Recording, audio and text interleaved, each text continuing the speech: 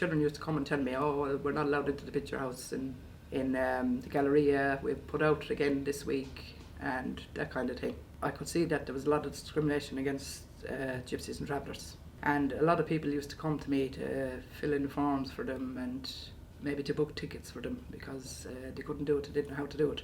I saw a need in Hertfordshire because the nearest organisation was in London. It was the travellers movement and people didn't really want to go that far. That's when I began activism. GATE Herts has been going for about 10 years, and when Brexit came around, they were talking about more hate crime against other minorities. And we thought to ourselves, well, actually, how can we tell if there's more hate crime because we have no statistics? So we set up Report Racism in 2016, and for the first 6 months, I think we had about 100 reports. And when the word got around that there was somewhere people could go to report racism and they could stay anonymous if they needed to, people began to report. And now we have up to 500 reports on our system, and we can track and see where hate crime spikes and what time of the year it spikes.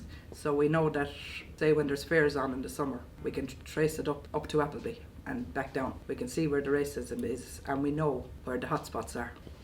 The report was made with Goldsmiths University, and the report was about hate crime and how the police managed cases, and how True Vision, which is a police website, collects the reports and what to do with them. So there was a lot of reluctancy around the report. The report wasn't favourable to the police and kind of showed them in a bad light. But we felt that the report needed to go out.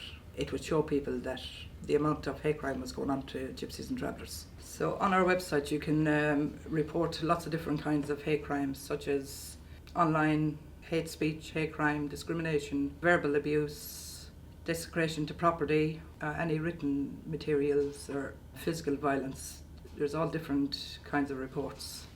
We've had one conviction in court against a shopkeeper who called a traveller man names, every kind of name he could think of. It was tried in a magistrate's court, and the outcome was a £200 fine and court costs. Now, it's not a great outcome to a shopkeeper, £200 fine. I would have rather seen some kind of restorative justice and maybe a day sitting with that traveller man and having to listen to his life story and how his life is full of discrimination and prejudice from people. And maybe then that shopkeeper might realise that it's not nice for people to have to go through this.